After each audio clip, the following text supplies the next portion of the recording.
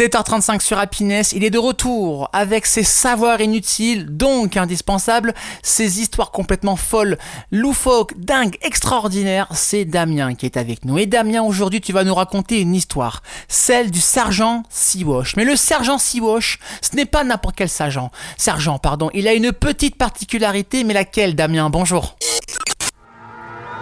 La Seconde Guerre mondiale a été le théâtre de très nombreux combats, tous plus violents les uns que les autres. Mais durant ces batailles, certains hommes et femmes se sont distingués de par leur courage et leur bravoure, passant ainsi de simples soldats à véritables héros de guerre. Et si je vous disais que parmi ces courageux figure également un canard? Je m'explique. Tout commence en 1943 à Auckland, en Nouvelle-Zélande. Pas moins de 18 000 Marines américains se préparent à attaquer Bessio, la plus grande île de l'atoll de Tarawa. Et autant vous dire que la bataille s'annonce difficile face à la force spéciale de débarquement de la marine impériale japonaise. En attendant le combat, les soldats se détendent dans les pubs de la ville et notamment dans l'un d'entre eux qui propose une tombola à laquelle joue le sergent Francis Fagan. Selon certaines sources, il s'agirait plutôt d'un tournoi de poker, mais passons. Toujours est-il que notre cher Francis participe volontiers à ce jeu qu'il va remporter. Le premier prix, un canard.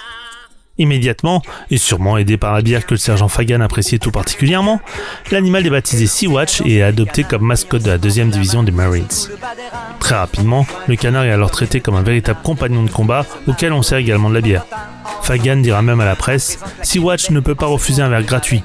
2 verres, un long et un court, c'est sa limite, mais il ne le sait pas.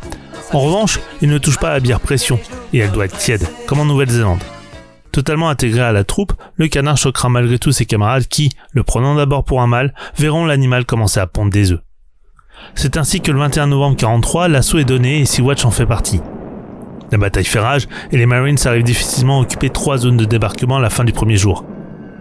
Alors que le moral est au plus bas côté américain à l'aube du 2e jour de bataille, Sea-Watch prend les choses en main. Il se focalise alors sur un coq japonais et décide d'en faire sa proie. Le canard s'envole et fonce sur le volatile qui prend immédiatement la fuite. Selon Fagan, le coq n'a pas eu la moindre chance. Il l'a battu et l'a pourchassé sur 30 pieds le long de la plage. Tout d'abord amusé par la scène, le moral des troupes remonte et les Américains finissent par remporter la bataille après 3 jours de combat intenses. Exagérant sûrement l'impact du canard sur le moral des troupes, on le nomme sergent et on envisage de lui décerner la Purple Heart. Finalement, Sea-Watch reçoit une citation pour, je cite, « Action courageuse et blessure reçue à Tarawa. Avec un mépris total pour sa propre sécurité, Sea-Watch, en atteignant la plage, n'a pas hésité à engager l'ennemi dans un combat féroce, à savoir un coq d'ascendance japonaise. Bien que blessé à la tête par des coups de bec répétés, il a rapidement mis l'ennemi en déroute. Il a refusé toute aide médicale jusqu'à ce que tous les membres blessés de sa section aient été pris en charge. » Rapidement, la presse s'empare de l'histoire de celui qu'on appelle à présent le Devil Duck. Il repart même au combat durant les batailles de Saipan et Tinian. C'est d'ailleurs à Tinian que l'animal se distingue à nouveau en capturant dès le premier jour un petit canard japonais. Mais après cet énième exploit, il est décidé qu'il est temps pour le sergent Sea-Watch de prendre sa retraite. De retour au pays, il est accueilli en véritable héros et quitte son ami Fagan avant de prendre ses quartiers aux eaux de Lincoln Park à Chicago. C'est là que Sea-Watch finira ses jours tranquillement jusqu'en 1954, année durant laquelle le canard mourra à la suite d'une maladie du foie, sûrement due à sa consommation prononcée de bière. Des hommages sont alors organisés et son corps est naturalisé afin d'être exposé au musée national du corps des Marines en Virginie. Même si certains remettent en cause le côté héroïque de l'animal, certaines sources disant même qu'à Bessio c'est plutôt le coq qui coursait le canard, l'histoire du sergent Sea-Watch a surtout servi de propagande afin de mobiliser les troupes. Des comics et des dessins ont même été publiés dans les journaux à l'époque. Et la légende du Devil Duck a clairement marqué les esprits des soldats l'ayant côtoyé.